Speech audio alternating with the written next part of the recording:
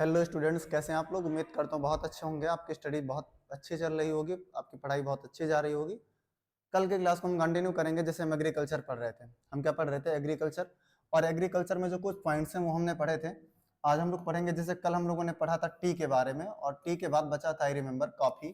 Coffee को हम लोग पढ़ने वाले थे, वही से हम क्लास को कंटिन्यू करेंगे। सबसे पहले जरा रिवाइज करेंगे। सबसे पहले तो हम टी की बात करेंगे। किसकी बात करेंगे? टी की। अब अगर चाय की आप बात कर लो, देखो चाय जो है वो सबके बीच बहुत फेमस है और लगभग हर किसी को जानकारी है चाय के बारे में। क्लियर। अब इसकी बात करेंगे तो ये कैसी फसल है? ट्रॉपिकल एज वेल एज सब ट्रॉपिकल। आप देखोगे 0 डिग्री से लेकर के 23.5 डिग्री नॉर्थ एंड साउथ दोनों साइड में उगाई जाती है। और इसके अलावा आप देखोगे 23.5 डिग्री नॉर्थ और साउथ से लेकर के, इसके अलावा भी हम लोग इसे उगाते हैं 66 डिग्री के आसपास भी कुछ क्षेत्रों में उगाई जाती है। क्लियर। तो आप कहोगे कि ये एक तो पहली बात ये ट्रॉपिकल फसल है, दूसरी एज वेल एज सब ट्रॉपिकल फसल भी है। प्लांटेशन क्रॉप, अर्थात ये कैसी कृषि है? ये है बागवानी कृषि। इसको आप बागवानी फसल भी कह सकते हो, प्लांटेशन क्रॉप भी है। इसके अलावा बेवरेज, या जिसको आप पेय फसल भी कहते हो। अब इसके बारे में आप देखो, grow well on the deep and the fertile well drained region. उत्पादन इसका अच्छा कहाँ होता है? फर्टाइल क्षेत्र में होता है। Required warm and the moist first free climate. इसके अलावा आप देखोगे शुष्क रहित, अर्थात बहुत ज्यादा ठंडी नहीं पड़नी चाहिए। इसके अलावा मॉइस्ट मतलब आप देखोगे नमी होनी चाहिए, और वार्म मौसम भी कैसा होना चाहिए? हीटनेस भी होनी चाहिए। Clear. Frequent and the evenly distributed the rainfall. इसके अलावा आप देखोगे जहाँ चाय का उत्पादन होता है वहाँ रेनफॉल की मात्रा अधिक होनी चाहिए, नमी प्रॉपर होनी चाहिए, जल का जमाव नहीं होना चाहिए। ठीक है। लेबर इंटेंसिव इंडस्ट्री, अर्थात इसमें अधिक लेबर की आवश्यकता होती है। Process within tea garden to the restore the freshness. और इसकी फ्रेशनेस को रिस्टोर करने के लिए टी गार्डन बनाए जाते हैं, जहां पर इसका पूरा प्रोसेस कंप्लीट किया जाता है, इसकी पैकेजिंग की जाती है और इसे सेंड किया जाता है अलग अलग रीजन्स में। अगर उत्पादन वाले स्थानों की बात कर लेंगे तो इसका उत्पादन किया जाता है असम में, दार्जिलिंग में। इसके अलावा आप देखेंगे Jalpaiguri district of the West Bengal, West Bengal का जलपाईगुड़ी डिस्ट्रिक्ट है। इसके अलावा असम आप देखोगे, असम के अलावा दार्जिलिंग, ये कुछ ऐसे क्षेत्र मिलेंगे जहां पर चाय का उत्पादन किया जाता है। तो ये तो हमने देखा कुछ चाय को, हमने देखा कि ये बागवानी फसल है, ये पेय पदार्थ है जिसका उत्पादन शुष्क क्षेत्रों में किया जाता है, जिसमें अधिक मॉइस्ट की आवश्यकता होती है, रेनफॉल अधिक चाहिए लेकिन वाटर लॉजिंग नहीं होनी चाहिए। कुछ ऐसे क्षेत्र हैं जहां इसका उत्पादन किया जाता है, जैसे असम हो गया, दार्जिलिंग हो गया। इसके अलावा जलपाईगुड़ी डिस्ट्रिक्ट हो गया जो वेस्ट बंगाल का डिस्ट्रिक्ट है। क्लियर। तो ये रही चाय की बात। अब हम लोग देखते हैं कॉफी को। अब हम लोग जरा कॉफी का उत्पादन पढ़ते हैं कि कॉफी का उत्पादन कहाँ कहाँ किया जाता है। तो कॉफी के बारे में आप देखेंगे, Indian coffee is known for its quality. जो भारत की कॉफी है ना, इसकी क्वालिटी ही कुछ और है, इसकी बात ही अलग है। इसके अलावा भी कई सारी क्वालिटीज हैं, जैसे आप देखोगे अरेबिक वैरायटी भी आती है। इसके अलावा अरेबिक जो वैरायटी है वो यमन से प्राप्त की जाती है। कहाँ से प्राप्त की जाती है? यमन से। ऐसे आप देखोगे Indian produces 4% of the world's coffee production. पूरे विश्व में अगर आप सपोज कर लो, जो पूरा वर्ल्ड है, पूरे वर्ल्ड में 100% कॉफी उगाई जा रही है। कितनी? 100%। तो इसका जो 4% है वो कहाँ उत्पादन हो रहा है? इसका 4% भारत में उगाया जा रहा है। कहाँ उगाया जा रहा है? भारत में।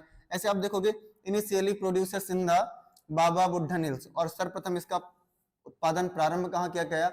बाबा बुड्ढन हिल्स में प्रारंभ किया गया। Now also its production is confined in the Nilgiri of the Karnataka. Karnataka में नीलगिरी रीजन हो गया, केरल एंड तमिलनाडु। आप देखोगे कर्नाटक क्षेत्र हो गया, केरल का क्षेत्र हो गया, तमिलनाडु का क्षेत्र हो गया। ये ऐसे क्षेत्र हैं जहां पर वर्तमान समय में उत्पादन किया जा रहा है कॉफी का। भारत की जो कॉफी है ये स्पेशली जानी जाती है अपने टेस्ट के लिए। ऐसे ही आप देखोगे इसके अलावा जो अरेबिक वैरायटी है वो हमको मिलती है यमन से। कहां से मिलती है? यमन से मिलती है। नेक्स्ट हम लोग देखते हैं हॉर्टिकल्चर क्रॉप्स। किसे देखेंगे? Horticulture crops. ठीक है। अब हॉर्टिकल्चर की अब बात कर लो तो जनरली ये है क्या? बागवानी फसलें होती है, जैसे आप देखोगे सब्जी का उत्पादन, फल का उत्पादन और सब्जी का उत्पादन। ठीक है। This is the agriculture in which we grow the vegetables and the fruits. जब हम लोग फलों को उगाते हैं और सब्जियों को उगाते हैं तो ऐसी फसल को ही हम लोग हॉर्टिकल्चर क्रॉप्स कहते हैं। 2016 की अब बात कर लो, इन 2016 India was the second largest producer of the fruits and the vegetables in the world after China. चीन के बाद 2016 की आंकड़ों की हम बात कर लें तो चीन के बाद दूसरा सबसे बड़ा उत्पादक था भारत, फल का और सब्जियों का। प्रथम स्थान किसका था? चीन का, और सेकंड प्लेस किसका था? भारत का था। India is a producer of the tropical as well as the temperate fruits. अब भारत में आप देखोगे जनरली भारत में जो उगाए जाते हैं वो ट्रॉपिकल फ्रूट्स उगाए जाते हैं, लेकिन इसके अलावा सब ट्रॉपिकल रीजन या टेम्परेट रीजन के भी कुछ फ्रूट्स हैं जिनका उत्पादन हमारे भारत में किया जाता है या जिनको भारत में उगाया जाता है। जैसे हम लोग कुछ फ्रूट्स के नाम देखेंगे। अगर आप आम की बात कर लो, mangoes of the Maharashtra. Maharashtra में आम कहाँ कहाँ उगाया जाता है? महाराष्ट्र में, आंध्र प्रदेश में, तेलंगाना में, उत्तर प्रदेश में, वेस्ट बंगाल में। आप देखोगे आंध्र प्रदेश, तेलंगाना, उत्तर प्रदेश, वेस्ट बंगाल ये ऐसे क्षेत्र हैं जहां पर आम का उत्पादन किया जाता है। किसका उत्पादन किया जाता है? आम का उत्पादन किया जाता है। ऐसे आप देखोगे orange of the Nagpur. Nagpur का संतरा फेमस है, चेरापूंजी। और जो संतरा है ऑरेंज है, ये कहाँ उगाया जाता है? चेरापूंजी में उगाया जाता है, नागपुर में उगाया जाता है। बनाना ऑफ द केरला। बनाना की आप बात कर लो, केले की बात कर लो तो केरल का केला फेमस है, मिजोरम, ठीक है। इसके अलावा महाराष्ट्र और तमिलनाडु, ये ऐसे रीजन्स हैं जहां पर केले का उत्पादन अधिक किया जाता है। ऐसे आप देखोगे लीची एंड द गोवा। लीची और अमरूद का उत्पादन ये कहाँ किया जाता है? ये किया जाता है भाई उत्तर प्रदेश में और बिहार में, ठीक है। पाइन एप्पल मेघालय में उगाया जाता है। Grapes of the Andhra Pradesh. Andhra Pradesh के ग्रेप्स फेमस हैं, तेलंगाना एंड महाराष्ट्र। और ये ग्रेप्स उगाए कहाँ कहाँ जाते हैं? इसके अलावा तेलंगाना और महाराष्ट्र में भी उगाए जाते हैं। क्लियर? आई थिंक आपको डाउट नहीं होगा, चीजें समझ में आई होंगी। एप्पल की आप बात कर लो, एप्पल हो गया, पियर्स हो गया, ठीक है, अर्थात सेब और नाशपाती। इसके अलावा आप देखोगे apricots and the walnuts, Jammu Kashmir, Jammu and Kashmir and Himachal Pradesh. Jammu Kashmir, Himachal Pradesh में आप देखोगे अखरोट हो गया, सेब हो गया, नाशपाती हो गया, ये कुछ फल हैं जिनका उत्पादन किया जाता है। तो भारत में आप देखोगे विविधता पाई जाती है, डाइवर्सिटी पाई जाती है, और उसी डाइवर्सिटी के कारण अलग अलग क्षेत्रों में अलग अलग प्रकार की फसलों का उत्पादन किया जाता है। तो पहले हमने क्या देखा? पहले हमने देखा चाय को, फिर हमने देखा कॉफी को, इसके बाद हम देख रहे हैं हॉर्टिकल्चर क्रॉप्स। हॉर्टिकल्चर क्रॉप्स में हमने क्या देखा कि हॉर्टिकल्चर क्रॉप्स में मुख्यतः सब्जी का उत्पादन किया जाता है और फलों का उत्पादन किया जाता है। फलों में हमने देखा आम, जो है आंध्र प्रदेश, कर्नाटक, उत्तर प्रदेश, छत्तीसगढ़, महाराष्ट्र, ये कुछ ऐसे रीजन है जहां पर आम उगाया जाता है। आम के अलावा ऑरेंज हो गया, लीची हो गया, पाइनएप्पल हो गया, एप्पल हो गया, ये कुछ ऐसे फल थे जिनका उत्पादन हमने देखा कि भारत में इनका उत्पादन कहां कहां और किन किन क्षेत्रों में किया जाता है। अब ऐसे आप देखोगे कुछ सब्जियां दी गई है, जैसे आप देखोगे लौकी जो सर्वप्रचलित है, इसके अलावा टमाटर दिया गया है, और टमाटर के अलावा शायद ये कद्दू ही है या बैगन। क्लियर है? ये बैगन है, सॉरी, यहाँ जरा नजदीक से देखने पे बैगन जो कद्दू जैसा नजर आ रहा है, लेकिन ये है क्या? बैगन ही है। आप देखोगे India is an important producer of the P. Bharat में सर्वाधिक उत्पादन किसका होता है? मटर का। सॉरी, ये मटर ही है, ये क्या है? ये मटर है। इसके अलावा कलीफ्लावर, आप देखोगे जो फूल गोभी होती है, इसका उत्पादन भारत में सर्वाधिक होता है, अधिक मात्रा में होता है। इसके उत्पादन के लिए इंडिया फेमस है। क्लियर? ऐसे आप देखोगे ओनियन हो गया, इसके अलावा प्याज हो गया, कैबेज हो गया, बंद गोभी हो गया, टोमेटो, टमाटर हो गया, ब्रिंजल एंड द पोटैटो। इसके अलावा बैगन और आलू, ये ऐसी सब्जियां हैं जिनका उत्पादन हमारे यहाँ होता है। आलू की आप बात कर लो तो सर्वाधिक, ज्यादा से ज्यादा लोगों का आप फेवरेट सब्जी पूछोगे, फेवरेट वेजिटेबल पूछोगे तो आलू ही बताएंगे, और खास करके जो छोटे बच्चे होते हैं उन्हें आलू ही पसंद होता है। क्लियर? आप देखोगे विभिन्न प्रकार की ये सब्जियां हैं जिनका उत्पादन हमारे इंडिया में किया जाता है, और मुख्य रूप से उत्पादन किसका होता है? आप देखोगे पी का, पी के अलावा टोमेटो का, ठीक है, P, tomato and brinjal. Clear है? नेक्स्ट हम लोग देखते हैं कुछ नॉन फूड क्रॉप्स। जैसे हमने अभी तक क्या देखा? हमने अभी तक देखा फूड क्रॉप्स देखा, ग्रेन से देखा, ठीक है। अब हम देखेंगे नॉन फूड क्रॉप्स, कुछ ऐसे क्रॉप्स जिनका उपयोग हम खाने के लिए नहीं करते, लेकिन दैनिक जीवन में हम उन वस्तुओं का प्रयोग करते हैं, उन फसलों का प्रयोग करते हैं। और नॉन फूड क्रॉप्स में हम लोग क्या देखेंगे? इसमें हम लोग देखेंगे सबसे पहले रबर को। किसे देखेंगे? रबर। रबर के बारे में आपको जानकारी भी होगी, ठीक है। पहला क्या है? ये इक्वेटोरियल क्रॉप्स है। Rubber is equatorial crops but can be grown in the tropical and the sub tropical areas. पहली बात क्या है कि ये विषुवत रेखा के आसपास उगाई जाने वाली फसल है, लेकिन विषुवत रेखा नहीं, विषुवत रेखा के दोनों तरफ आप देखोगे ट्रॉपिकल रीजन में भी और सब ट्रॉपिकल रीजन में भी इस फसल को उगाया जाता है। It requires the moist and the humid climate. अब इसके लिए कैसी जलवायु चाहिए? इसके लिए भाई नम जलवायु चाहिए। कैसी जलवायु? नम जलवायु चाहिए, ठीक है। रेनफॉल मोर देन 200 सेंटीमीटर, और 200 सेंटीमीटर अर्थात 200 सेंटीमीटर से ज्यादा इसको रेनफॉल की आवश्यकता होती है। Temperature more than 25 degree Celsius, और इसके लिए 25 डिग्री सेल्सियस से ज्यादा तापमान चाहिए। इसके अलावा इंपॉर्टेंट इंडस्ट्रियल रॉ मटेरियल। अब जो रबड़ है ये है क्या? ये रॉ मटेरियल है। अर्थात रबर का प्रयोग विभिन्न प्रकार की इंडस्ट्रियों में किया जाता है, विभिन्न प्रकार के सामान को बनाने के लिए, ठीक है। और मेजर एरियाज कहाँ कहाँ इसका उत्पादन किया जाता है, केरल हो गया, तमिलनाडु हो गया, मेघालय हो गया, अंडमान एंड निकोबार हो गया। रबर की आप बात करोगे तो ये कैसी फसल है, पहला पॉइंट क्या है, इक्वेटोरियल फसल है। ये ऐसी फसल है जिसका उत्पादन सर्वाधिक मात्रा में इक्वेटर के आसपास किया जाता है, क्योंकि इक्वेटर के आसपास हाई टेम्परेचर होता है, रेनफॉल अधिक होती है, और रेनफॉल इसको 200 सेंटीमीटर से ज्यादा चाहिए, टेम्परेचर 25 डिग्री सेल्सियस के आसपास चाहिए, 25 डिग्री सेल्सियस से ज्यादा, इससे कम टेम्परेचर नहीं चाहिए। और ऐसा टेम्परेचर, ऐसी रेनफॉल जो सुटेबल रूप से वो इक्वेटर के पास है, और इसीलिए इसका उत्पादन इक्वेटर के पास में किया जाता है। लेकिन इक्वेटर के अलावा आप देखोगे जो ट्रॉपिकल रीजन है और सब ट्रॉपिकल रीजन है, इन क्षेत्रों में भी इसका उत्पादन किया जाता है। अब ये क्या है, इंपॉर्टेंट इंडस्ट्रियल मटेरियल, अर्थात इससे रॉ मटेरियल मिलता है जिसका जो इंडस्ट्रीज में किया जाता है। आप देखोगे विभिन्न प्रकार के रबड़ बनते हैं या रबर से चीजें बनती हैं जिनमें हम इसका उपयोग करते हैं। अब कौन कौन से ऐसे राज्य हैं जहां उत्पादन किया जाता है, वो हो गया केरल हो गया, तमिलनाडु हो गया, मेघालय हो गया, अंडमान निकोबार हो गया। ये ऐसे महत्वपूर्ण राज्य हैं जहां पर रबर का उत्पादन किया जाता है। क्लियर है, आप लोग एक बार नोट करेंगे, देन हम लोग आगे मूव करेंगे।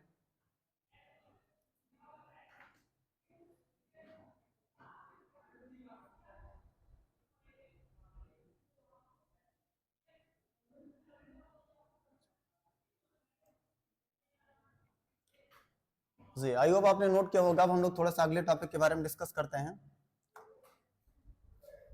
आगे हम देखेंगे फाइबर क्रॉप्स। क्या देखेंगे, फाइबर क्रॉप्स, कुछ रेशे वाली फसलें। कैसी फसलें, ठीक है, रेशे फसलें। अब फाइबर क्रॉप्स में क्या देखेंगे, ठीक है, इसमें हम लोग देखेंगे सिल्क। पहले क्या है, पहले तो दिया गया भाई रेशम, क्या दिया गया है, रेशम।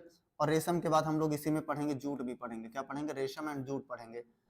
Crops which are used as the fibre clothes. अब ऐसी क्रॉप्स जिनसे हम लोग क्या प्राप्त करते हैं, ठीक है, पहली बात ये फसल होती है, इससे हम लोग क्या प्राप्त करते हैं, रेशे प्राप्त करते हैं, और उस रेशे का प्रयोग करते हैं कपड़े के निर्माण में। किसमें, कपड़े के निर्माण में, अर्थात उस रेशे से क्या बनाए जाते हैं, कपड़े बनाए जाते हैं। क्लियर है। आगे देखोगे, अब कॉटन हो गया, जूट हो गया, इसके अलावा हेम्प हो गया and natural silk are the 4 major fibre crops. Cotton, jute, hemp and natural silk, ये क्या है, ये 4 मेजर फाइबर क्रॉप्स हैं। क्लियर है। सबसे पहले हम लोग सिल्क की बात करते हैं। अब सिल्क क्या है, सिल्क कौन सी फसल है, ये जो आप साइड में देख रहे हैं, ये सिल्क वार्म है। ये क्या है, ये सिल्क वार्म है, इसको लार्वा कहते हैं। क्या कहते हैं इसको हम लोग लार्वा कहते हैं। क्लियर। अब ये लार्वा क्या होता है, जरा हम इसके बारे में भी बात करेंगे, ये क्या है लार्वा। आप देखो कि fibre is obtain from the cocoons of the silk worms fade on the green leaves specially the mulberry. और इस रेशम के उत्पादन को सेरीकल्चर कहते हैं। अब जनरली होता क्या है, हम लोग जरा एक साइकिल समझेंगे, और उस साइकिल को हम ऐसे समझते हैं कि आप देख लो, आप सपोज कर लो कि ये नॉर्मल सा, सबसे पहले आप सपोज कर लो कि ये क्या है, ये एक फीमेल रेशम कीट है। अब ये क्या करता है, ये छोटे छोटे यहाँ पर एक्स देगा, ठीक है, ये क्या देगा, ये एक्स देगा, और किस पर, लीप्स पर। ये क्या है, ये रेशम की लीप्स हैं, इन्हीं पर ये एक्स देता है छोटे छोटे। ये जो एक्स हैं ये धीरे धीरे कन्वर्ट हो जाते हैं, जो छोटे छोटे रेशम के कीड़े होते हैं उसमें कन्वर्ट हो जाते हैं, और ये एक जो ये लीप्स हैं, जिस लीप्स पर ये रहते हैं उसे खाना शुरू कर देते हैं। ठीक है। अब ये इसे खाना शुरू करेंगे तो ये लीप्स धीरे धीरे कम होगी और ये बड़े हो जाते हैं। ये क्या होते हैं, बड़े हो जाते हैं। अब जब ये बड़े हो जाएंगे तो इनका रेस्टिंग पीरियड आता है। क्या आता है, रेस्टिंग पीरियड। ठीक है। और जब ये रेस्ट करते हैं तो इनके चारों तरफ आप देखोगे नॉर्मल सा रेशम बन जाएगा, और इसी रेशम को हम क्या कहते हैं, इसी को हम कहते हैं कोकून। क्या कहते हैं, कोकून।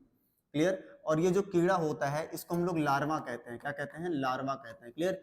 अब ये जो लार्वा है ये क्या करेगा, ये जब रेस्ट करेगा तो धीरे धीरे ये मेच्योर हो जाएगा। ये कैसा हो जाएगा, मेच्योर हो जाएगा। अब चूंकि इसमें से जो फीमेल्स होते हैं वो क्या करते हैं, वो दोबारा से फिर ऐसे बाहर निकलेंगे, लाइक दिस, ऐसे ही बाहर निकलेंगे और फिर अंडे देंगे किसी ना किसी लीव्स पर। अब जब ये बाहर निकल आएगा तो ये जो बचेगा, ये जो कोकून बचेगा, ठीक है, इसी से हम लोग क्या निकालेंगे, इसी से हम लोग फाइबर निकालेंगे और रेशे निकालेंगे। कई केसेस में क्या होता है, ये जो कोकून्स होते हैं, इन कोकून्स के साथ इन रेशम के कीट को भी बॉयल कर दिया जाता है पानी में, और कीट को निकाल के अलग कर दिया जाता है, रेशे को अलग कर लिया जाता है। तो ये कुछ तरीका होता है जिसके द्वारा क्या किया जाता है, रेशम का उत्पादन किया जाता है।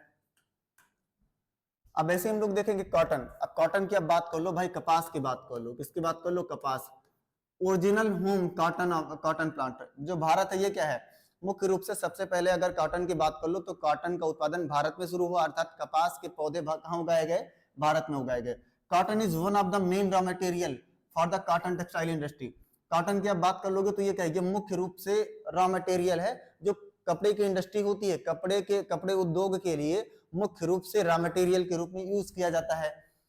Cotton grows well in the dryer parts of the black cotton soil of the Deccan प्लेटू। और कपास का उत्पादन कहाँ किया जाता है? जनरली जब कपास का नाम आता है तो आप काली मिट्टी का नाम लेते हैं कि जो ब्लैक सॉइल है और प्लेट्यू रीजन है, प्लेट्यू रीजन में ज्यादातर आपको ब्लैक सॉइल मिलेगी और उसी ब्लैक सॉइल में कपास का उत्पादन किया जाता है। आपने देखा होगा एक प्रक्रिया है वॉल्केनिक प्रक्रिया, इस वॉल्केनिक प्रक्रिया के द्वारा जिस मिट्टी का निर्माण होता है उस मिट्टी को ब्लैक सॉइल कहते हैं। क्या कहते हैं? Black soil. चूंकि ये ड्राई सॉइल होती है, इसकी फर्टिलिटी अच्छी होती है और इसी में उत्पादन किया जाता है कपास का। किसका उत्पादन किया जाता है? कपास का। क्लाइमेटिक कंडीशन कपास के लिए कैसी चाहिए? तो इसके लिए इट रिक्वायर्स हाई टेम्परेचर, इसके लिए तापमान अधिक चाहिए, लाइट रेनफॉल और इरिगेशन, इसके लिए तापमान अधिक चाहिए, वर्षा कम चाहिए, और अगर वर्षा नहीं होती है तो सिंचाई से काम चल जाएगा। 210 फ्रस्ट फ्री डेज, और इसके अलावा 210 जो है शीत रहित दिन चाहिए, फ्रस्ट फ्री डेज चाहिए इसके लिए।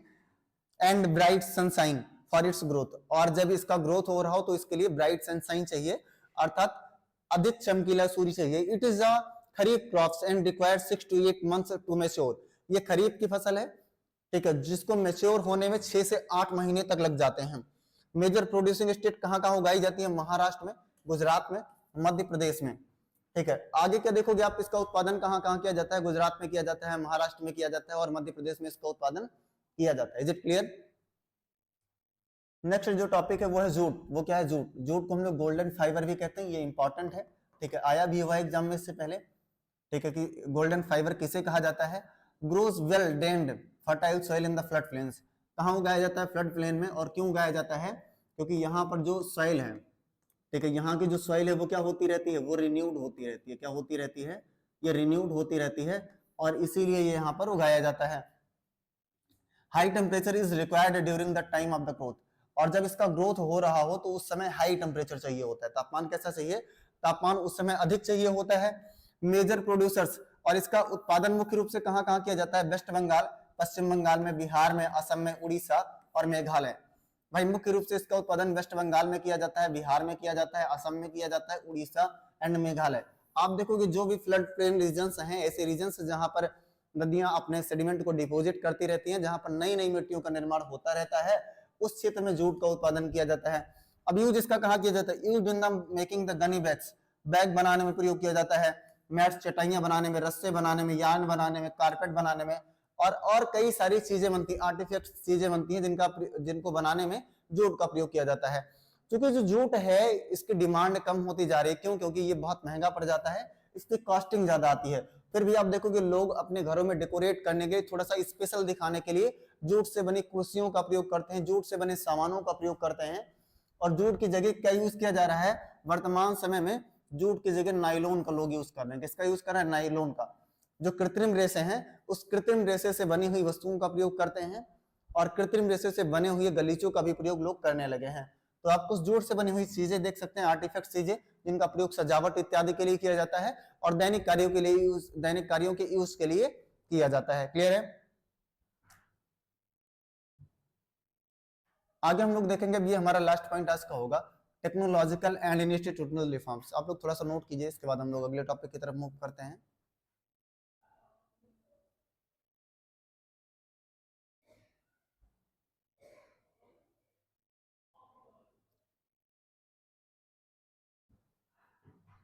इसमें हम लोग क्या देखेंगे? तकनीकी सुधार। अब आप देखेंगे तकनीकी सुधार की नीड क्यों पड़ी? Why reforms are required? Sustained uses of the land without the compatible techno institutional change have the hindered the pace of the agriculture development. अब देखो जनरली है क्या, समय के साथ जो जनसंख्या वो बढ़ती जा रही, पॉपुलेशन बढ़ रही है और हमारी अनाज की डिमांड भी बढ़ती जा रही है। अब अगर हम चाहते हैं कि भूमि से अधिक अनाज का उत्पादन हो तो हमें परिवर्तन लाना होगा, तकनीकी में परिवर्तन लाना होगा, इसके अलावा संस्थागत भी सुधार करने होंगे। दोनों प्रकार के सुधारों को अपनाना होगा।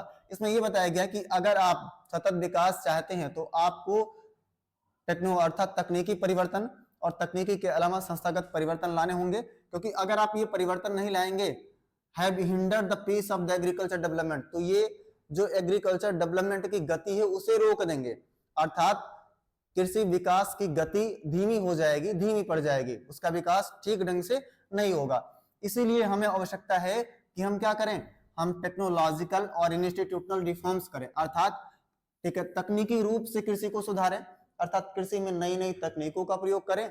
और तकनीकों के प्रयोग के अलावा कुछ इंस्टीट्यूशनल रिफॉर्म्स हैं, आप देखोगे कुछ संस्थागत सुधार हैं और उन सुधारों को भी किया जाना चाहिए। नेक्स्ट आप देखोगे आगे, आप थोड़ा सा देखो, some serious technical and institutional reforms are required. इसके अलावा आप देखो कुछ आपको चाहिए संस्थागत सुधार चाहिए और कुछ चाहिए तकनीकी सुधार, अर्थात जब दोनों सुधारों का सम्मिश्रण होगा तभी कृषि में अधिक उत्पादन होगा। और इन सुधारों को हम लोग दो आधारों पर कैटेगराइज कर देते हैं, एक टेक्नोलॉजिकल रिफॉर्म्स और दूसरा इंस्टीट्यूशनल रिफॉर्म्स। अब एक एक करके हम देखेंगे कि ये तकनीकी सुधार क्या होते हैं। देखो कृषि में विभिन्न प्रकार की तकनीकों का प्रयोग किया जाना, जैसे सपोज कर लो पहले लोग खेतों को जोतने के लिए बैल का प्रयोग करते थे, फिर धीरे धीरे क्या किया, लोगों ने ट्रैक्टर का प्रयोग करना शुरू कर दिया, रोटावेटर का प्रयोग करना शुरू कर दिया, सीड ड्रिल का प्रयोग करना शुरू कर दिया, अर्थात विभिन्न प्रकार के कृषि संयंत्र आए, ठीक है, विभिन्न प्रकार की टेक्नोलॉजीज आई जिनको लोगों ने अपनाना शुरू कर दिया। तो ये क्या है, ये मुख्य रूप से तकनीकी सुधार है, तकनीकी परिवर्तन है, अर्थात कृषि का विकास करने के लिए कृषि के पेस को, the pace of the agriculture, ठीक है, एग्रीकल्चर के पेस को रन करने के लिए, उसे और फास्ट करने के लिए हमने विभिन्न प्रकार की तकनीकों का प्रयोग किया। अच्छा ऐसे आप देखोगे संस्थागत सुधार, जैसे आपको पता होगा कि पहले क्या थे, लोगों के खेत बिखरे हुए थे और बिखरे हुए खेतों को इकट्ठा करने के लिए जमींदारी चकबंदी की प्रथा अपनाई गई, अर्थात चकबंदी की गई। और चकबंदी का उद्देश्य क्या था कि लोगों के बिखरे हुए खेतों को इकट्ठा किया जाना, ताकि लोगों का खेत इकट्ठा हो सके, और अगर खेत इकट्ठा रहेंगे तो लागत कम लगती है, उत्पादन ज्यादा होता है। क्लियर है? अब हम लोग इन सुधारों को देखते हैं। सबसे पहले आप देखेंगे initial of the institutional reforms, कुछ संस्थागत जो सुधार है ये प्रारंभ कैसे हुए, इसे आप देखेंगे कलेक्टिवलाइजेशन, ठीक है, एकत्रीकरण और कंसोलिडेशन ऑफ द होल्डिंग्स। इसके अलावा चकबंदी, क्या देखेंगे, चकबंदी, cooperation and the evolution of the zamindari. इसके अलावा सहयोगिता, और सहयोगिता के अलावा जमींदारी उन्मूलन। ये कुछ सुधार थे जो सुधार किए गए, जैसे चकबंदी किया गया, जमींदारी उन्मूलन किया गया, सहकारी समितियों का विकास किया गया, सहकारी कृषि पर जोर दिया गया ताकि सब लोग मिलजुल करके खेती करें, ठीक है, जिनके पास जमीन नहीं है उन्हें भी मिले और सब लोग मिल करके खेती करें, और जिनकी जमीनें बिखरी हुई हैं वो सारी इकट्ठी हो जाएं, एकत्र हो जाएं। क्लियर है? अब आप देखोगे लैंड रिफॉर्म्स, भूमि सुधार, इसे कहते क्या है भाई, इसका नाम है भूमि सुधार। और जो भूमि सुधार है, जब पहली पंचवर्षीय योजना लागू हुई, पहली पंचवर्षीय योजना लागू हुई तो उसका उद्देश्य क्या था, उसका उद्देश्य था भूमि सुधार, अर्थात उसमें हमने यही प्रावधान रखा कि सबसे पहले हम फोकस करेंगे भूमि के वितरण को सुनिश्चित करने में, अर्थात हम भूमि सुधार करेंगे ताकि हमारे यहाँ कृषि का उत्पादन अधिक हो सके। To improve the Indian agriculture in the 1960 and 1970 government embarked upon the green revolution and white revolution. अब आप देखोगे 1960 से 70 का दशक, 1950 के आसपास आप जाओगे, आप देखोगे कि भारत जब आजाद हुआ, जब भारत के हाथों में इसकी स्वयं की सत्ता आई, तो हमारे यहाँ की स्थिति बहुत खराब थी। लोगों के पास खाने के लिए अनाज नहीं होते थे, हम अनाज बाहर से आयात करते थे। हमारे यहाँ एग्रीकल्चर की स्थिति भी खराब ही थी, क्योंकि हमारे यहाँ नई तकनीकें नहीं थी, नए प्रकार जो नए रिसर्च सीड्स होते हैं, SYB सीड्स, उनका प्रयोग नहीं किया जाता था। और आप देखो कि 1958-59 के आसपास अकाल पड़ता है, 1960 से 70 के बीच में जो हमारी पंचवर्षीय योजनाएं लागू होती हैं, उनका उद्देश्य होता है ग्रीन रिवोल्यूशन, अर्थात खेती में परिवर्तन लाना। जो नए नए आमूल चामूल परिवर्तन है उनको खेती में इंप्लीमेंट करना, और इंप्लीमेंट करने का उद्देश्य था अधिक से अधिक उत्पादन किया जाए। आप देखोगे इस समय दो लक्ष्य थे, पहला क्या था, ग्रीन रिवोल्यूशन, हरित क्रांति, दूसरा व्हाइट रिवोल्यूशन। ग्रीन रिवोल्यूशन संबंधित थी एग्रीकल्चर से, किससे, एग्रीकल्चर से, और जो व्हाइट रिवोल्यूशन थी ये संबंधित थी मिल्क प्रोडक्शन से, किससे, मिल्क प्रोडक्शन से। तो ये दोनों उद्देश्य थे कब, 1960 से 70 के दशक में हमारे। This to let the concentration of the development in the few selected areas, और इनका उद्देश्य क्या था कि कुछ सिलेक्टेड एरियाज में विकास किया जाए और सिलेक्टेड एरियाज का विकास हो। ऐसे आप देखोगे जैसे ये क्या है, ये ग्रीन रेवोल्यूशन अर्थात खेती में परिवर्तन करना, और दूसरा आप देखोगे मिल्क के उत्पादन में वृद्धि करना। नॉर्मली जो दूध का उत्पादन है वो ट्रेडिशनल तरीके से किया जाता है, तो इस समय जोर दिया गया कि आप बड़ी संख्या में पशुओं को पालें और दूध का उत्पादन करें। उत्पादन करने के लिए जो विभिन्न प्रकार की नई टेक्नोलॉजीज हैं, उन नई टेक्नोलॉजीज का इस्तेमाल किया जाना चाहिए। वैसे आप देखोगे 1980 एंड 1990, 1980 से 90 के दशक की आप बात करो तो इसमें आप क्या देखोगे, a comprehensive land development programme was initiated. Initiated. आप देखोगे इसमें एक ऐसा भूमि सुधार कार्यक्रम लागू किया गया जिसका उद्देश्य था मुख्य रूप से भूमि सुधार करना और साथ में तकनीकी सुधार भी हो।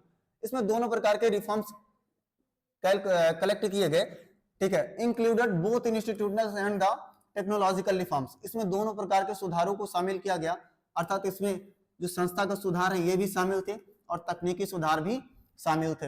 अब इसमें कौन कौन से सुधार किए गए, जैसे आपने सुना होगा केसीसी, गांव में सुना होगा, जो किसान लोग हैं ये बैंक से लोन लेते हैं और इंतजार करते हैं कि जब अगली सरकार आएगी तो वो पैसा पे कर देगी। ये योजना क्यों लागू की गई, कब लागू की गई? 1980 से 90 के दशक में लागू की गई, ताकि अगर किसानों के पास पूंजी नहीं है तो वो बैंक से ऋण लेकर के अपनी खेती कर सकें और 6 महीने बाद जब उनकी फसल तैयार हो तो उस पैसे को बैंक को वापस कर दें। लेकिन ये ठहरे भारत के किसान, इन्हें पैसा लेना तो था लेकिन देना नहीं था। तो ऐसी विभिन्न प्रकार की समस्याएं जो है वो अर्थव्यवस्था को डगमगा देती हैं। अभी भी आप वर्तमान समय में देखोगे ये जो केसीसी की योजना है ये कार्यरत है और चल भी रही है। अब इसमें कौन कौन से प्रोविजन थे? Provision for the crop insurance against the draft, flood, cyclone, fire and the disease. अब ये बताया गया इसमें जो फसल है फसल बीमा की गई, फसल बीमा योजना लागू की गई। अगर सूखा पड़ जाए, बाढ़ आ जाए, फसल आपकी जल जाए या कोई बीमारी फैल जाए फसलों में और फसल आपकी नष्ट हो जाए तो आपकी फसल का बीमा होगा, रजिस्ट्रेशन होगा, बीमा करवाएंगे और जितना एक निश्चित राशि जितना मिल सकेगी, जितना हो सकेगी उतना आपको दी जाएगी ताकि आपकी जीविका जो है चलती रहे। Establishment of the Gramin bank, इसके अलावा ग्रामीण बैंकों की स्थापना की गई। Cooperative societies and banks for providing the loan facilities to the farmers at the lower rates of the interest. अब आप देखोगे पहले जो किसान थे वो क्या करते थे, वो लोन लेते थे जमींदारों से, जमींदार से लोन लेते चले गए, एक समय ऐसा आया कि अपना खेत जमींदार को दे देना पड़ा। तो ऐसी स्थितियों से निपटने के लिए सरकार ने कोऑपरेटिव सोसाइटीज की स्थापना की और ग्रामीण बैंकों को बढ़ाया ताकि जो किसान है ये कम ब्याज दर पर लोन ले सके, और कृषि उत्पादन में वृद्धि हो सके। पर्सनल एक्सीडेंट इंश्योरेंस स्कीम, इसके अलावा पर्सनल एक्सीडेंट इंश्योरेंस स्कीम लागू की गई जिसके तहत अगर किसी किसान का एक्सीडेंट हो जाता है, उसके साथ कोई दुर्घटना घट जाती है तो 15 लाख रुपए तक का प्रावधान था कि उसे दिए जाएंगे। किसान क्रेडिट कार्ड इंट्रोड्यूस किया गया, अर्थात किसान क्रेडिट कार्ड के माध्यम से आप कम ब्याज दर पर कर्जा ले सकते हैं बैंकों से। Special weather bulletins and the agriculture programmes for the farmers on the radio and the television. इसके अलावा आपने सुना होगा आकाशवाणी में मौसम संबंधित सूचनाएं जारी की जाने लगी ताकि किसानों को मदद मिल सके, किसानों को मौसम के बारे में जानकारी मिल सके। इसके अलावा टेलीविजन में भी एग्रीकल्चर के पॉइंट्स अलग से रखे गए ताकि किसानों को मौसम के बारे में जानकारी मिले, कृषि के बारे में जानकारी मिले और विभिन्न प्रकार की जो नई फसलें हैं, नई टेक्नोलॉजीज हैं, उन नई टेक्नोलॉजी और नई फसलों को इंप्लीमेंट कर सकें ये खेती में। ऐसे आप देखोगे भूदान, अब ये जो लास्ट पॉइंट है आज की हमारी क्लास का, इसमें भूदान और ग्रामदान मूवमेंट है। इसकी शुरुआत किसने की? इसकी शुरुआत की विनोबा भावे ने। ये थे कौन? ठीक है, spiritual here of the Mahatma Gandhi. Mahatma Gandhi की अगर आप सक्सेसर की बात कर लो, इनके उत्तराधिकारी की बात कर लोगे तो इनका आध्यात्मिक रूप से उत्तराधिकारी कौन था? विनोबा भावे थे। After Gandhi's मार्टियरडम, Vinoba Bhave undertook the पद यात्रा of the spread the Gandhiji message covered almost the entire country. आप देखोगे जब गांधी जी की मृत्यु हुई 1948 में तो उसके बाद में उनकी जो पद यात्रा का भार था वो संभाला विनोबा भावे ने और इन्होंने कहा कि हम इस पदयात्रा को चलाएंगे और पूरे भारत में स्वराज्य का मैसेज फैलाएंगे। ठीक है, और गांधी जी के जो मैसेज थे एक्चुअल रूप में वो इन्होंने फैलाना शुरू किया और पूरे भारत की यात्रा की। He believed in the idea of the Gram Swaraj, और ये भरोसा करते थे, विश्वास करते थे ग्राम स्वराज में। किसमें विश्वास करते थे? ग्राम स्वराज में। आगे आप देखोगे incident of the पोचामपल्ली Andhra Pradesh. अब ये आंध्र प्रदेश में जाते हैं और लोगों को सजेस्ट करते हैं कि जो गरीब किसान है जिनके पास भूमि नहीं है, जो लैंडलेस फार्मर्स हैं, उनको भी कुछ भूमि दे दी जाए ताकि वो भी खेती कर सके और अपना जीवन यापन कर सके। अब ऐसे में आप देखोगे यहाँ पर एक इंसिडेंट घटना घटती है आंध्र प्रदेश के पोचामपल्ली में। अब यहाँ होता क्या, some poor landless villagers demanded the some land for their economic wellbeing. अब कुछ गरीब किसान थे और इन गरीब किसानों ने भूमि की मांग की कि हमें भी थोड़ी भूमि दे दी जाए, तुम अपनी आर्थिक क्रियाएं कर सके और अपना जीवन यापन चला सके। अब एक व्यक्ति था श्री रामचंद्र रेड्डी, एक व्यक्ति का नाम था Shri Ramchandra Reddy, stood up and offered 80 acres of the land to be distributed among the 80 landless villagers. अब ये जो श्री रामचंद्र रेड्डी थे, एक व्यक्ति था जो सभा में उपस्थित था, ये खड़ा हुआ, इसने कहा कि मैं 80 एकड़ भूमि दान करता हूं और ये 80 एकड़ भूमि, जो 80 लैंडलेस फार्मर हैं, ऐसे किसान जिनके पास भूमि नहीं है, उन किसानों को मैं 80 एकड़ भूमि देता हूं। और प्रत्येक किसान को एक एक एकड़ भूमि इसने दी। तो शुरुआत किसने की? अब इसके इस दान को भूदान कहा गया। क्या कहा गया? भूदान कहा गया। Some zamindars offer to distribute the some villages among the landless. अब देखो, आप देखोगे जब जमींदारों की बात करोगे तो कई सारे बड़ी बड़े जमींदार थे जिनके पास 2-4 गांव थे। अब इसमें से कई जमींदार सामने आए और उन्होंने पूरा का पूरा गांव दान कर दिया। इन्होंने कहा कि जो इनके पास गांव है, ये उस पूरे गांव को लैंडलेस फार्मर्स के बीच डिस्ट्रीब्यूट कर देंगे, अर्थात ये पूरा गांव उन किसानों को दे देंगे जिनके पास भूमि नहीं है, ताकि वो भी अपनी आर्थिक क्रियाकलापों को चला सके और अपना उत्पादन कर सकें। और इसको कहा गया ग्रामदान। क्या कहा गया? ग्रामदान। अच्छा, इस रेवोल्यूशन को भूदान मूवमेंट और ग्रामदान मूवमेंट कहा गया। देखते देखते ये संपूर्ण भारत में फैल गया और इसको हम लोग ब्लडलेस रेवोल्यूशन भी कहते हैं, रक्तहीन क्रांति भी कहते हैं, जिसमें किसी प्रकार का भी खून नहीं बहा, ना किसी को खून बहाना पड़ा। लोगों ने स्वेच्छा से अपनी भूमि और अपने गांवों को दान कर दिया लैंडलेस फार्मर्स के बीच में, ताकि सबको भूमि मिल सके। क्लियर है? अब ऐसे हम लोग देखेंगे contribution of the agriculture to the national economy, employment and the output.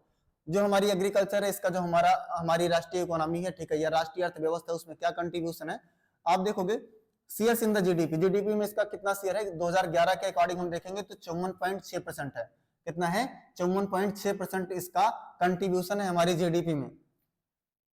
Matter of the concern, अब समस्या की बात कहां है? Any decline in the stagnation in the agriculture will lead to a decline in the other spheres of the economic having the wider implementation of the society. अब देखोगे, अब अगर खेती में अगर हम लोगों में खेती में सुधार नहीं किया, अधिक उत्पादन नहीं किया, तो जो एग्रीकल्चर का कंट्रीब्यूशन है जीडीपी में, वो कम होता चला जाएगा। क्लियर है? अब इधर आप देख सकते हो ये जीडीपी के आंकड़े हैं 2013-14, 2014-15, 2015-16। अगर हम जीडीपी मान लें 6.6 है, तो इसमें से आप देखोगे, ठीक है, इसमें से जो 7.8% है वो सर्विसेज का कंट्रीब्यूशन है, 5 कंट्रीब्यूशन है इंडस्ट्री का, और 4.2 कंट्रीब्यूशन है एग्रीकल्चर का। अर्थात एग्रीकल्चर का कंट्रीब्यूशन सबसे कम है, एग्रीकल्चर का कंट्रीब्यूशन जीडीपी में सबसे कम है। क्लियर है? ऐसे देखोगे आप, ठीक है, agriculture is an important sector. ये कैसा है? बहुत महत्वपूर्ण सेक्टर है। अब देखो कि भारत में सर्वाधिक लोगों को रोजगार एग्रीकल्चर से मिलता है, लेकिन इसका सबसे कम कंट्रीब्यूशन है। जो हमारी जीडीपी है उसमें सर्वाधिक कंट्रीब्यूशन आप देख सकते हैं सर्विस सेक्टर का है। किसका? सर्विस सेक्टर का, सेवा क्षेत्र का। और हमारी पूरी कोशिश है कि हम इंडस्ट्रियल सेक्टर के कंट्रीब्यूशन को बढ़ा पाएं, और जब तक हम इंडस्ट्रियल सेक्टर के कंट्रीब्यूशन को जीडीपी में ज्यादा बढ़ाएंगे नहीं, तब तक हमारे यहाँ की इकोनॉमी का डेवलपमेंट बहुत अच्छे से पॉसिबल नहीं है। आगे आप देखेंगे government of the India made concern efforts to modernise the agriculture, और इसीलिए हमारे भारत की सरकार ने फैसला किया कि हम एग्रीकल्चर को मॉडर्नाइज करेंगे, अर्थात आधुनिक कृषि को अपनाएंगे, ठीक है, और आधुनिक तरीके से खेती करेंगे। इसके लिए establishment of the Indian council of agriculture research, ICR की स्थापना की गई। खेती से संबंधित रिसर्च करने के लिए आईसीआर की स्थापना की गई, ताकि जैसे नई प्रकार के एचआईवी सीड्स की रिसर्च करनी है, उनका प्रयोग करना है, तो ये प्रयोग किया जा सके। एग्रीकल्चर यूनिवर्सिटीज को बनाया गया, ताकि इन यूनिवर्सिटीज में लोग एग्रीकल्चर के बारे में अध्ययन कर सकें, एग्रीकल्चर के बारे में पढ़ सकें, और उसके बाद जो नए नए आइडियाज हैं, नए नए इनोवेटिव तरीके हैं, उनको इम्प्लीमेंट कर सकें। ठीक है, वेटरनरी सर्विसेज, इसके अलावा पशुओं से संबंधित जो चिकित्साएं हैं, उन चिकित्साओं को शुरू किया गया। एनिमल्स ब्रीडिंग सेंटर्स, और जानवरों के प्रजनन केंद्र स्थापित किए गए। क्या उद्देश्य रखा गया? कि जो विभिन्न प्रकार के जानवर हैं उनकी चिकित्सा की जाए, और जो कम संख्या में जानवर हैं उनके लिए प्रजनन केंद्र बनाया जाए। क्लियर है? हॉर्टिकल्चर डेवलपमेंट, इसके अलावा जो बागवानी फसलें उनका डेवलपमेंट किया जाए। Research and development in the field of the metrology and the weather forest, ठीक है, इंप्रूविंग द रूरल इंफ्रास्ट्रक्चर। अब इसमें यह बताया गया कि देखो, अगर फसल का उत्पादन बहुत अच्छे से करना है तो जाहिर सी बात है आपको मौसम की जानकारी होनी चाहिए। अगर मौसम की अच्छी जानकारी नहीं है तो अच्छा उत्पादन संभव नहीं है। इसीलिए हमारी कोशिश ये भी थी कि हम ऐसे रिसर्च करें जिनके अंतर्गत मौसम के बारे में पता लगा सके। और आप देखेंगे मौसम से रिलेटेड कई सारे जो है सैटेलाइट छोड़े गए, और जिनका उद्देश्य क्या था कि कृषि के लिए मौसम की जानकारी उपलब्ध करवाना। इसके अलावा जो ग्रामीण सेक्टर की इंफ्रास्ट्रक्चर है, उस इंफ्रास्ट्रक्चर को दुरुस्त किया जाए और वहां पर अच्छी फसलों को उगाया जाए ट्रेडिशनल फसलों के स्थान पर, ताकि उन फसलों को सेल करके ज्यादा से ज्यादा इनकम हो सके। नेक्स्ट क्या है? आगे आप देखो condition of the agriculture sector in the India. ठीक है, जो एग्रीकल्चर है इसकी स्थिति क्या है भारत में? The growth rate of the agriculture has been decelerating and the sufficient employment opportunities are also not generated in the country. अब आप देखोगे कि जो एग्रीकल्चर का कंट्रीब्यूशन है in the GDP that is decelerating, ये क्या है, समय के साथ ये घट रहा है। और इसमें कंट्रीब्यूशन भी आप देखोगे, अगर कंट्रीब्यूशन देखोगे लोगों का, तो लोगों का कंट्रीब्यूशन समय के साथ बढ़ता जा रहा है। अर्थात एग्रीकल्चर ऐसा सेक्टर है जिसमें आवश्यकता से अधिक श्रमिक लगे हैं और वो बेरोजगार भी हैं। बेरोजगारी आप पढ़ोगे, जब अनएम्प्लॉयमेंट पढ़ोगे तो उसमें आप सीजनल अनएम्प्लॉयमेंट पढ़ोगे, मौसमी बेरोजगारी पढ़ोगे। जो खेती में काम करने वाले लोग होते हैं इनके पास हमेशा रोजगार नहीं है, आज काम कर रहे हैं तो कल खाली बैठे हैं, और इस प्रकार की बेरोजगारी को सीजनल अनएम्प्लॉयमेंट कहते हैं। अब हमारे यहाँ के लिए बिग चैलेंज क्या है कि पूरे विश्व के साथ हमको कम्पिटिट करना है। भाई हमारे यहाँ बहुत अच्छा उत्पादन होता नहीं है, अब विश्व की फसलों के साथ हम कैसे कम्पिटिट कर पाएंगे। Reduction in the import duties has led to increase the competition. अब इसके अलावा क्या करना है हमको, दूसरी बात ये भी करनी है, जैसे विश्व के जो देश हैं वो क्या करते हैं, उनके यहाँ जो उत्पादन होता है वो उस उत्पादन को सेल कर देते हैं, दूसरे देशों में भेज देते हैं। अब हमारे यहाँ समस्या है कि सबसे पहले तो हम बाहर के देश से उत्पादन को रोकें, कि हम बाहर से आयात करना, चीजों को बंद कर दें, इसके बाद हम अपनाएंगे कि हम दूसरे देश में चीजों को सेल करना शुरू करें। अर्थात पहला उद्देश्य हमारा ये होगा कि कृषि के क्षेत्र में हम आत्मनिर्भर बने, जो कि हम बन चुके हैं। और दूसरा उद्देश्य, तब हमारा दूसरा उद्देश्य होगा कि हम अपने यहाँ बनी हुई वस्तुओं को या अपने यहाँ के एग्रीकल्चर से प्राप्त अनाजों को दूसरे देश में सेल करें। अच्छा, इसके अलावा आप देखोगे हमारे यहाँ की जो कास्ट है वो हाई आती है, वो अधिक आती है, ठीक है। Reduction of the subsidy in the of the fertilisers, इसके अलावा किया क्या जाना चाहिए, जो फर्टिलाइजर्स हैं इनमें सब्सिडी और अधिक की जानी चाहिए, अर्थात इनका रेट कम किया जाना चाहिए। Reduction in the public investment in the agriculture, इसके अलावा जो सार्वजनिक क्षेत्र का इन्वेस्टमेंट है एग्रीकल्चर में, इसको भी कम किया जाना चाहिए। नेक्स्ट क्या है, impact of the globalisation on the agriculture. अब ग्लोबलाइजेशन क्या है, जब एक देश दूसरे देश से जुड़ता है व्यापार के माध्यम से या अन्य माध्यम से, या आप ये कह लो कि जब एक देश की अर्थव्यवस्था दूसरे देश से जुड़ती है तो इसी को हम लोग ग्लोबलाइजेशन कहते हैं। क्या कहते हैं, ग्लोबलाइजेशन, या इसको हिंदी में वैश्वीकरण कहते हैं, ठीक है। नॉट अ न्यू फेनोमिना, ये कोई नया फेनोमिना नहीं है, ये कोई नया फेनोमिना नहीं है। Under the globalisation, particularly after 1990, the farmers in India have been exposed to new challenges. अब ये है कैसे और क्या है, इसे हम समझेंगे जरा। आप देखोगे 1947 में जब हमारा देश आजाद हुआ तो हमने क्या किया, हमने वर्ल्ड के साथ, विश्व के साथ व्यापार को बंद कर दिया। क्योंकि सपोज कर लो हमारे यहाँ अनाज का उत्पादन हो रहा है तो ज्यादा लागत लग रही है। अब जो गेहूं अपने, जिस गेहूं का उत्पादन हम अपने यहाँ करेंगे, हमारे यहाँ जो मिलेगा 30 रुपए किलो में, ठीक है। क्यों, क्योंकि हमारे यहाँ लागत अधिक है। अब आप देखोगे जो दूसरे देश के जो दूसरा देश है, ठीक है, जो फॉरेन कंट्री है, अदर कंट्री में क्या होगा, यहाँ पर 15 रुपए में मिलेगा पर किलो, क्योंकि यहाँ क्या है, यहाँ पर जो लागत है वो कम है, इन्वेस्टमेंट कम है। अच्छा, ऐसी स्थिति में अगर हमें कंपटीशन करना पड़ जाए तो हम कर पाएंगे, नहीं कर पाएंगे। और इस बात को ध्यान रखते हुए हम लोगों ने क्या किया, हम लोगों ने बैन लगा दिया कि 1947 से लेकर के 90 तक हम विश्व के साथ व्यापार नहीं करेंगे, जो हमारे यहाँ उत्पादन होगा वो हमारे यहाँ ही रहेगा। और 1990 में जब आप देखेंगे 1990 के दशक में जब हमने इसे ओपन किया, जब हमने ग्लोबलाइजेशन को अपनाया, तो हमारे किसानों ने नया चैलेंज फेस किया। और नया चैलेंज क्या था, despite being an important producer of the various crops, Indian products were not able to compete with the production of the developed countries। हमारे भारत में कई सारे फसलें थी जिनका उत्पादन अधिक मात्रा में किया जा रहा था, लेकिन फिर भी हमारे यहाँ की फसलें विश्व की फसलों के साथ कंपटीशन नहीं कर सकती थी। क्यों नहीं कर सकती थी, सपोज कर लो वहां पर बड़ी बड़ी मशीनें लगाई जा रही, बड़े बड़े अच्छे खासे फर्टिलाइजर का प्रयोग किया जा रहा है, अधिक उत्पादन किया जा रहा है। अब उनसे हमें कंपटीशन करना है तो कैसे करेंगे कंपटीशन, क्योंकि हम तो अभी ट्रेडिशनल तरीका अपना रहे हैं। तो ये समस्या थी हमारे यहाँ की कंट्रीज के साथ, highly subsidise agriculture in those countries. क्यों, क्योंकि वहां पर आप देखेंगे जो फसलें थी उनका रेट कम था, ठीक है। आप देखोगे वहां पर गेहूं का रेट जो है कम है, तो लोग आपके देश से खरीदना क्यों प्रीफर करेंगे। जैसे आपके यहाँ लागत ज्यादा आ रही है, वहां की लागत कम आ रही है। क्यों कम आ रही है, जैसे आपके यहाँ ह्यूमन लेबर है, वहां पर टेक्नोलॉजी का यूज कर रहे हैं। अब अगर अच्छी टेक्नोलॉजी का भी यूज करेंगे तो इसका मतलब इन्वेस्टमेंट कम आएगा, प्रोडक्शन बढ़ेगा। फॉरेन कंट्रीज में प्रोडक्शन हाई है, इन्वेस्टमेंट कम है, हमारे यहाँ प्रोडक्शन कम है, इन्वेस्टमेंट हाई है, इसीलिए हम फॉरेन कंट्रीज के साथ कंपीट नहीं कर सकते थे। ये समस्या थी। इसके लिए करना क्या चाहिए, Indian agriculture finds itself at the crossroads, और भारत ने अपने आप को पाया कि ये सड़क के दूसरे किनारे खड़ा हुआ है। और ऐसी समस्या क्यों थी, क्योंकि हमारे यहाँ की जनसंख्या अधिक है, इनकम हमारे यहाँ की कम है, और लैंड साइज भी छोटा है, भूमि जो है वो लोगों में बंटी हुई है, भूमि लोगों में बंटी हुई है, तो इन्वेस्टमेंट अधिक आ रही है, साथ में जनसंख्या भी ज्यादा है, इनकम कम है। तो ऐसी स्थिति में क्या होगा, क्या उत्पादन अधिक होगा, नहीं, उत्पादन अधिक नहीं होगा, उत्पादन कम होगा।